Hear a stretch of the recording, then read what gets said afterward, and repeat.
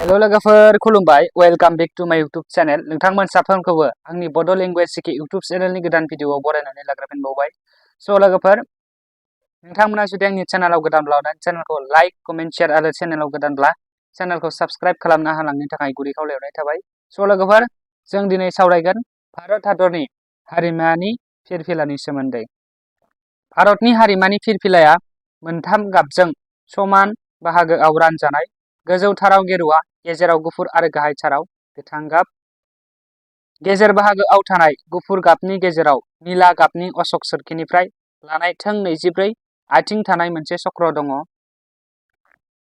बे फिरफिलानि गोलाव आरो गुवारनि जखाया 3:2 थामहिनबा फिरफिलानि गोलावखौ 3 फुट लायोब्ला गुवारखौ 2 फुट लानो नांगौ।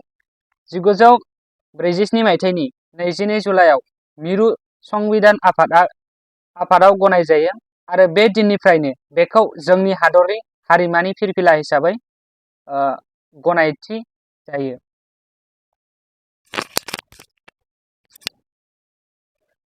थ' बे हारिमानि फिरफिलानि मोनसे हारिमायारि थामहिनबा हारिमानि मेथाइ दङ।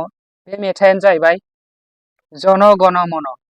थ' बे मेथाइखौ थामहिनबा बे आरज मेथाइखौ कबिगुरु रबीन्द्रनाथ ठाकुरा सुजुदोंमोन आरो 1911 मायथाइनि 22 दिसेम्बर खालि कलकातायाव खुंनाय भारतीय जातीय कंग्रेसनि जथुमायाव गिबि खेबनि थाखाय रोजाबजेननाय जादोंमोन आरो बे मेथाइखौनो 1950 मायथाइनि 24 जानुवारिनिफ्राय भारतनि हारिमानि आरज मेथाइ महरै गनायथि होनाय जायो आरो बांला रावाव रनसायनाय बे आरज मेथाइखौ 52 सेकेन्डनि गेजेरावनो रोजाबनांगौ।